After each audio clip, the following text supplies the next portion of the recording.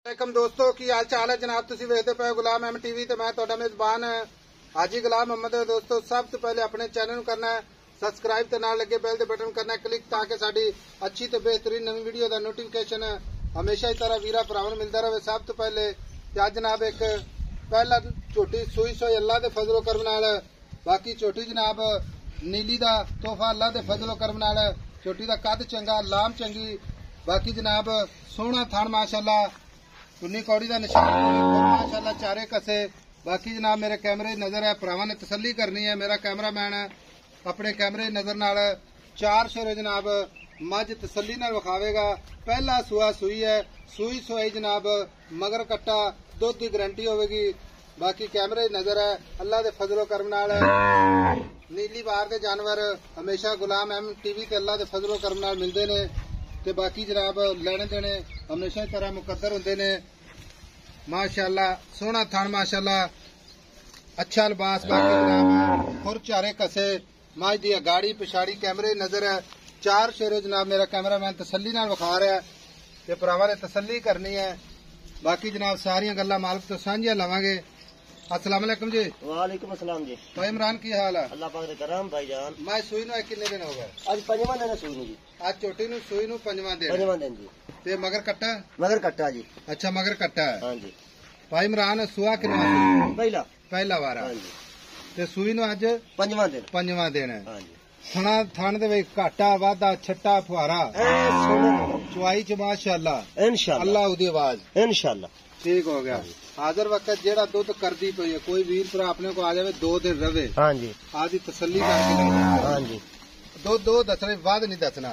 दूध हादर मुके झोटी 12 किलो करती पई। ठंडा दूध दे नहीं कि जग सने। अच्छा। ठंडा 2 टाइम मिल रहे 12 किलो दूध होवे झोटी ले जावे ना 12 किलो दूध होवे झोटी ना ले जावे बच्चे समेत।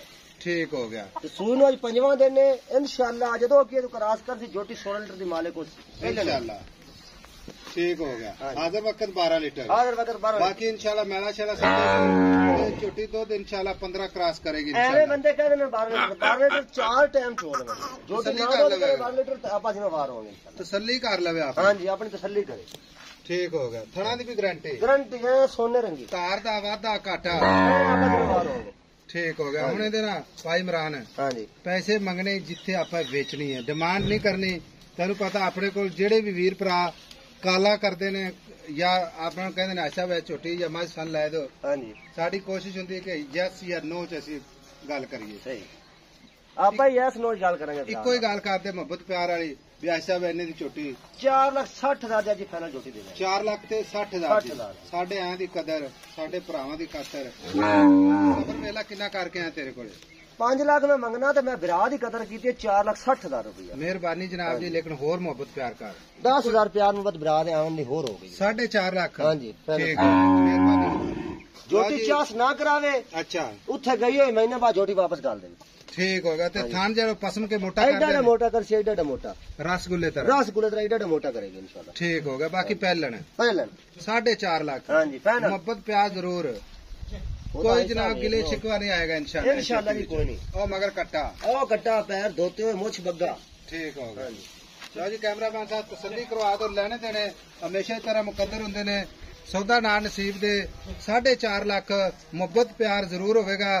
चोटी बड़ी जनाब लाजवाब पूरी जनाब दरिया ते खड़ी अल्लाह दे फजलो करम नाल। नंबर हुंदा जनाब 0348 067 8468।